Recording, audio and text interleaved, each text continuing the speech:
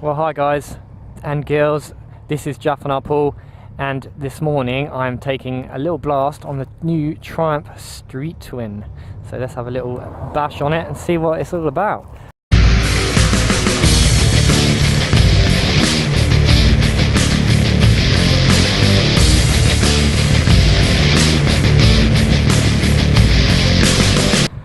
Initial impression is I absolutely love it. Sounds beefy as hell, plenty of torque. It's got 80 newton meters of torque, so it will shift. Does absolutely shift, and I absolutely love it. I've fallen in love with this bike. I think I've had it for the last 2 days. I'm now going to return it, so I just thought I might as well do a little review on it. Street Twin. The only thing I do not like about it, or not necessarily like, but is I just wish it had a little bit more torque. It does pull, so don't get me wrong, it does pull. If you're not used to a big fast torquey bike, this is still going to be lots and lots of fun. And don't get me wrong, I've had lots of fun on this. I've been cruising about, riding around, just chilling, but it has got plenty of torque and it will pull. You do not have to worry about that. It's got a slipper clutch, so when you're dropping it down gear, it's not so much of a push for you, and it is light and nimble as hell.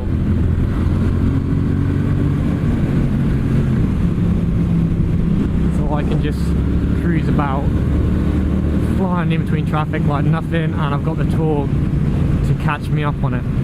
No rev limiter, so you're just going by the feeling of the bike. All it's got is a speedo with a little tiny dash down the bottom there with an info button on my left where my thumb is, just to adjust the display. Fuel is constantly displayed, but I can switch from range to a clock to my trip, etc, etc. Basic stuff, literally just basic. And then down to my left here I've got the indicators left and right, high beam and neutral. To get to high beam it's just a tap and then a tap to come off. There's no sort of like flashing mate and shit.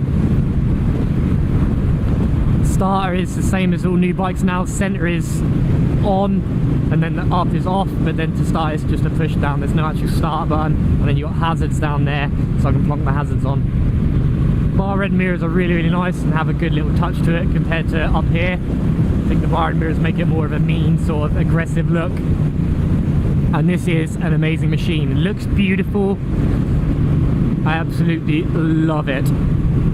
All I'm missing is a little bit more torque, so I might bump up to a higher model if I do purchase one, and that is how much I like this bike. I'm actually thinking about buying it. Twin exhaust coming out the back, nice parallel twin. The disc at the front is a bit sort of fanny, as in you've really got to squeeze that front brake to slow it down compared to what I'm used to. The back brake is so much more better. Just be careful, because you can let your back end come away from you if you're not careful. But it's the perfect sort of bike to cruise around as I am now. I'm not doing so many miles anymore, not travelling up to Norfolk every weekend on the bike in the summer. It'll just be the odd every now and then, and this will do the job. This will comfortably sit. Being 900cc, the engine capacity is big enough to cruise along the motorway very nicely, and it does cruise. It doesn't feel like the engine's struggling, except when you're flying over 100 mile an hour. It will not get much past 100 mile an hour, but this is not what the bike's about. Plenty of torque though. I will leave most bikes standing for the first 2 seconds because of the torque.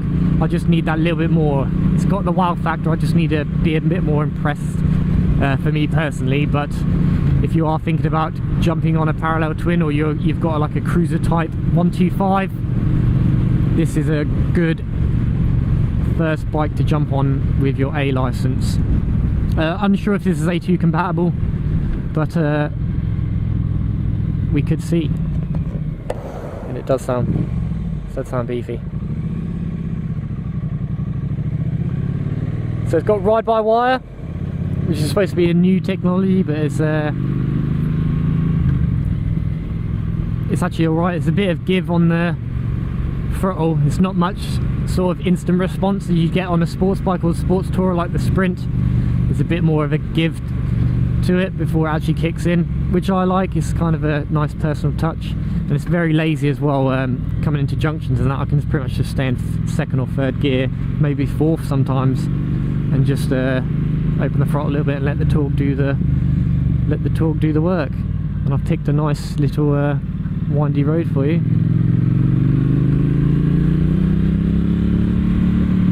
to enjoy it, and it sounds beautiful. Sounds absolutely beautiful. Very basic, very retro looking, which is what I was after anyway, after my Sprint. Something more retro and old school. And I just feel like I'm cruising on a 1950s motorcycle, because that's pretty much how it looks. Very comfy. The seat is super spongy and it's really soft. I was expecting it to be very uncomfortable riding position, but the ergonomics are really good on it as well, and I do feel like I'm owning the road a bit with these handlebars that are out like this.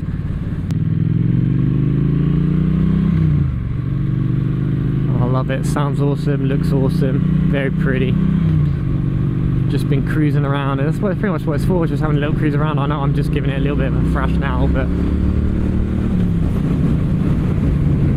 tank capacity is not too good, but for what it is, very economical. I'm not sure on the exact miles per gallon figure if you want to compare, but it's very, very good. I've literally been riding around constantly the last 2 days, and I just put £6 in it to fill it up, so very good just for you pooling about. It does sound awesome. Really, really, really, really, really like this. It's just so smooth in the corners, and the grip. I wasn't expecting the grip to be this good, and handling. The handling is really, really good on this. I was expecting it to be sort of subpar.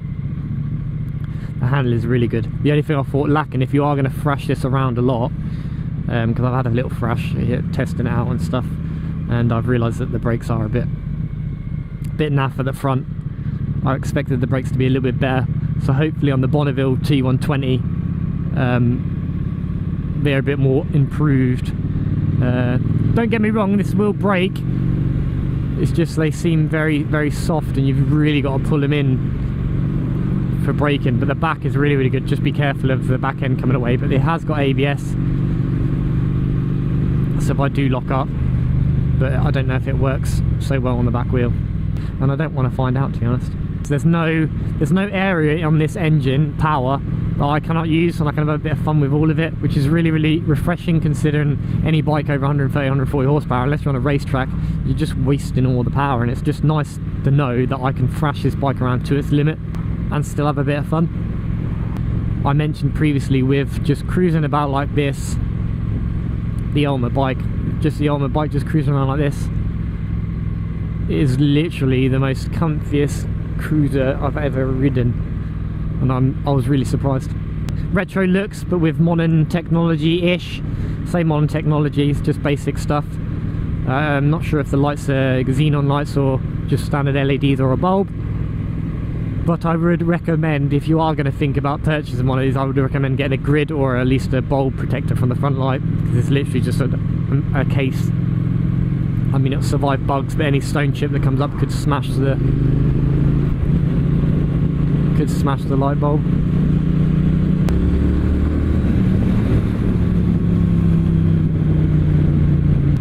It's just something about it. It's just got that feeling of blissfulness, which is what I search for in a bike. And I'm on the perfect bike to fly through stuff like this. Say fly, cruise. But yeah, I'm heading to Free Cross Motorcycles now, literally 2 minutes away, and I'm sad to see it go. Got the thumbs up from the wife, which is the biggest obstacle for most of us, I presume. So I just need to decide whether to get this or not. This has got the retro feel to it, which I really, really, really, really, really, really like.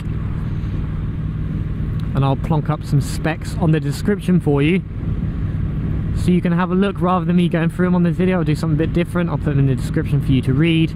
I do like the view. I thought I would miss a visor, but because the bike's not fast enough to really worry about a visor, I'm not really too bothered.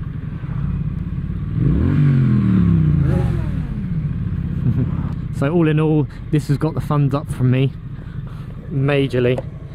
just lacking in a bit torque, just needed a bit more torque for the big boy riders. But as a street twin, which is the name it entails, as a street bike, just cruising around, perfect bike, can't really fault it. Very light, very nimble, very torquey, just need a bit more for me personally. And comes in a range of colour schemes and obviously Triumph accessories. A ton of Triumph accessories. But thank you for watching.